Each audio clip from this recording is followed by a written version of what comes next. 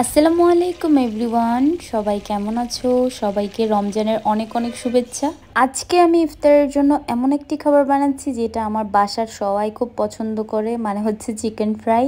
আমার ছোট ভাই তো লিটারেলি এটার জন্য বাসায় প্রতিদিনই বায়না করে, কিন্তু প্রতিদিন তো বানানো সম্ভব হয় না, তাই ভাবলাম যে আজকে বাসায় বানিয়ে ফেলি ঝট করে।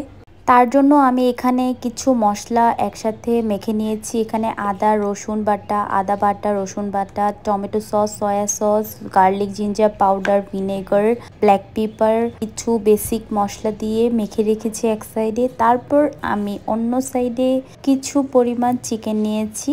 চিকেন ফ্রাই বানানোর জন্য আমি ব্রেস্ট পিস নেইনি, এখানে আমি কিছু লেগ পিস নিয়েছিলাম।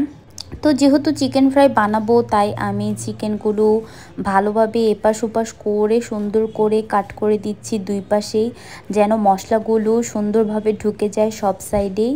এভাবে সুন্দরভাবে কাট করে আমি সেগুলো যেই মশলাটা মেখে রেখেছিলাম একটু আগে, সেখানে আমি দিয়ে দিলাম। মশলাটুকুর সাথে সুন্দরভাবে মেখে নিয়েছি।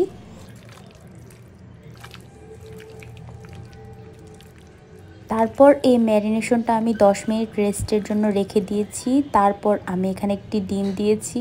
ডিমটা দেওয়ার পর দেখলাম এই ডিমটা অর্ধেক সিদ্ধ করে কেউ হয়তো ফ্রিজে রেখেছিল, কিন্তু সমস্যা নেই, এটা দিয়ে করা যাবে। তারপর আমি সেখানে সামান্য কর্নফ্লাওয়ার, ময়দা এবং রেড ফুড কালার দিয়েছি, দিয়ে আবার কিছুক্ষণ মাখিয়ে নিলাম। এই কর্নফ্লাওয়ার এবং ময়দাটার পরিমাণ একটু কমই দিতে হবে, না হলে কিন্তু চিকেনটা ভালোভাবে ভাজা হবে না।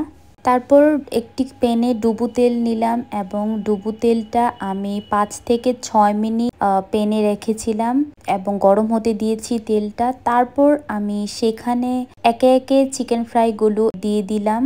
এটা অবশ্যই মনে রাখতে হবে, চিকেন ফ্রাইগুলো যখন প্যানে দিব তখন হচ্ছে প্যানের আঁচটা একদম কমিয়ে দিতে হবে, মানে মিডিয়াম টু লো ফ্লেমে। আর খেয়াল রাখতে হবে চিকেন ফ্রাইটুকু যেন পুড়ে না যায়। তার 6 থেকে 7 মিনিট পর আমি চিকেন ফ্রাইগুলো একটা একটা করে উল্টিয়ে নিচ্ছি।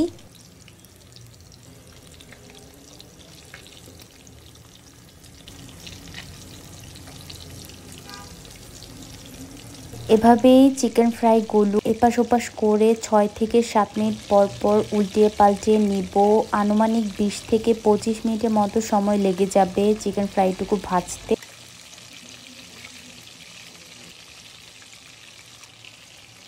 ইতিমধ্যেই সন্ধ্যা নেমে যাচ্ছে, তাই আমি একটু বাহিরের সিনারিটুকু দেখিয়ে দিলাম।